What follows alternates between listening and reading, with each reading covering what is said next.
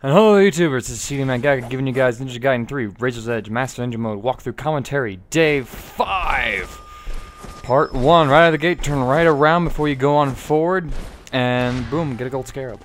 Yay! And then from that, we're gonna proceed forward. Excuse me, I was like fiddling. This is my first time recording this gameplay on my new desktop while I'm down at college, so the base quality is a little improved, my setup's a little different, and I was fiddling with it. I'm actually playing on like the same TV, which my computer is going on, so I had to switch inputs and whatnot. But anyways, this chapter is a little more difficult. It's a little harder to farm because we don't get any of those basic soldiers who are really easy to manipulate when doing Steel on Bone. We have to deal with these ninja guys, and I mess up in this first fight quite a bit on actually landing Steel on Bones. I miss a lot in what should have been some Steel on Bone starts, turned into some OT, so I don't get as much karma points as I probably could have from this fight, but it all works out. Anyways, quick note, these little archers die in one hit, and they actually cannot be Steel on Boned because they die just by getting hit by the connecting attack with the Steel on Bone, so kinda sucks. So I recommend that you just kill them when you're in a blood rage to keep it up, if you're not getting killed for a while. Anyways, if you want to get to delim these guys, I recommend the Falcon Towns for that. I'm just using the scythe because I just wanted to stick with it at this point. I have not yet found a combo that is quite, I'll say, consistent with delimbing these guys with the Eclipse Ice. Sometimes they get delimbed, sometimes not. Falcon Towns tend to work, but in this fight, I was having like some kind of game problem or something. I don't know if you'll see it in this particular fight, but whenever I cut one of the legs off of these particular ninjas in this fight, I could not Steel on Bone them. Like, I just couldn't do it. Like, I would hit the animation, but it would not go into a Steel on Bone cycle, which hasn't happened, like, ever since or before, so it's really weird. If you have a problem with that, then try to avoid guys who are delimbed at the leg. So, anyways, I explode like everybody, and I get up to a Blood Rage 3, and I don't have my dual katanas upgraded to level 3 yet, so until I get to them upgrade at that point, I switch to the Falcon Talons for that guaranteed 3-hitter. And I use it a little prematurely. I think I want to hold on to it, but then I'm like, screw it. I recommend holding on to it after you clear up these couple guys, because one, I could have gotten another 3,000 karma out of that fight, and two, these Ben Gales show up, and they actually hit me for a lot of my health. I'm like, you bastard. I'm gonna light you on fire. You're disrespectful. Little turd. What? I don't even... Why is this... what is going on? A horrible Christopher Walken impression, I know, but... this fight will be easier to deal with if you save your ultimate for it. If you have the dual katanas, it'll work. The Falcon Talons work just as well. I recommend you kind of stay away from the Eclipse Scythe. It just feels kind of subpar in this chapter when you compare to how much karma the other weapons can give you. So, I'm keeping up with the Falcon Talons here just because they have such a high delim rate combo. They give me a lot of iframes in the combo, and so... as I get hit in the face. So... and you can just see boom, boom, boom. If I do get him stun locked, the Ben Gales are dead. So, and that is that fight. That took me several takes to get through that fight, actually. And I got better and better at Steel on Boning these particular guys. So, when you're done with that fight, switch over to Blade of the Archfiend. I have it level 3 at this point. Recommend that you have it too.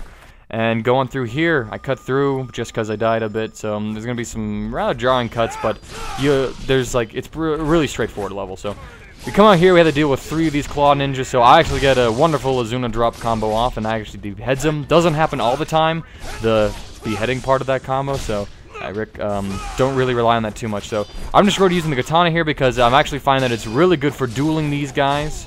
I think the Falcon Talons sort of work, but at the same time, the Katana just leaves you less open just because you don't do as many of these flailing hits. And I know they give you iframes, but those ninjas are really good at hitting you when you're not. Anyways, when you hear the now, that means you've spawned the rocket ninjas. They'll give you an audio cue every time they spawn. There's 3 of them up there. I've killed 2 so far. The third one is going to spawn along with the 2 tactical ninjas that are going to spawn right underneath that tree branch in front of us. So the rocket guy has also spawned at this point. I am only made aware of it right now. So I back off, put 1 arrow into him, he's dead. And I noticed that there's one of them that is limbed. So I move over, and I go for a Steel on Bone just for more karma, just to get a little health back. And then we gotta fight 2 more of them. So the dual katana, the Blade of the Archfiend is doing me, it's just serving me well at this particular fight. It's just going, I don't know what it is. But I highly recommend the weapon. Use whatever you're comfortable with. Not exactly a wide open space, so Scythe kind of loses a bit of its power. Just because, the other weapons will work just fine in here, so... there you go, we cleared him up, and then we're going dash down on the next fight. Now, this fight was a pain. I was expecting another Rocket Ninja to spawn, never did. So, I was coming here, We got claw ninjas once again coming in. I go for, I don't even know, I think that was a counterattack. I'm fighting them with the claws, and I'm just getting hit for a lot of stuff. There we go, I do get a D-limb. I'm sticking with the claws in this fight instead of the sword, so I get hit. In the middle of the fight, two rocket ninjas will spawn and they'll shoot at you right on those sides. I go to the scythe here because we have a big open space and I want the steel and bones to connect, but I only killed 2 people. I am like sad face, and I'm looking at what nimpos I have, so I'm like, well, I need to wait. Okay, so I drop my Windblade Nimpo. Hits only 2 guys, so it doesn't heal me for squat. And I go focus these rocket ninjas, and I kill one real fast. I don't steel and bone him because I want him to kind of be clumped up so that I can kill multiple people. Go over and I deal with the other rocket ninja. Just screw him. If you want to escape both of these ninjas flying at you, go back along that pathway where I was around just down the bed by the tree bench where the first 4 tentacle ninjas spawned. And you can fight down there. It'll pull some of the missile aggro away from you. Anyways, guy all the way down there. I sneak off an arrow at him to silence him, and I kill this guy.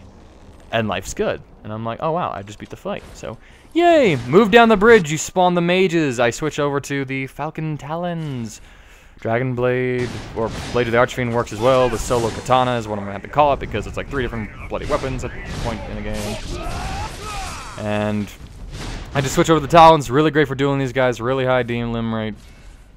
I put on Inferno Nimpo because I'm like, I should be stacking this up as much as I can. So, insta-drop him. And just go claw away at these guys. These guys kind of behave a little similar to the purple fiends that also go underground and whatnot, except that these guys just have more powerful ranged attacks, and they're not quite as liberal with their steel and bone animation, so I'm not familiar with that. Anyway, so after you clear them up, more ninjas will spawn. I immediately beeline it for the rocket ninja because I'm not going to fight those guys when he has a clear line of fire at me, so I do something funky there. He's not a soft. These tactical ninjas with rockets, they are not the easy one-hit kill ninjas like the archers were at the first of the chapter. They are legitimate like soldiers. So I should say ninja. So get a steel on bone because I forced it, and I just clean out that fight. You're not gonna get a lot of karma built up here, but steel on bone does give you the highest kill score base value of the game with 500. So I highly recommend doing that. It gives you a little health back. I get an ultimate technique just as I kill the last 2 guys. I'm just like, aww. So I notice it's not going away though, I'm not healing, so I know that the fight is like continuing somewhat, or there's something I haven't cleared. And I lose my ultimate the second I spawn the next fight, and I can see until right now. Did hear the mage though, and he got a free shot off at me. So I once again switch over to the Falcon Talons. It's a tight space. We're gonna stun lock these guys and just claw them up, eat them for breakfast. Get a dilim, and I just go for an OT because I'm like, I'm low on health. I don't know what I'll have to repeat in this fight, so screw it. There is a rocket ninja down there after you kill the mage, apparently. He's shooting through the walls, actually. I'm like, are you for real? So that's one thing in this game. It's a little buggy. There will be guys who literally shoot at you through walls, so that is something to take note. Anyways, if you find that little tunnel right there, you can get right to the Crystal Skull Challenge, and we're going to leave off this part 1 with finding the Crystal Skull. So thank you all for watching. Stay tuned for the next part. Throw the video a like, leave comments for feedback and questions. This is CD Mangaka, thanking you all so much for riding this out with me.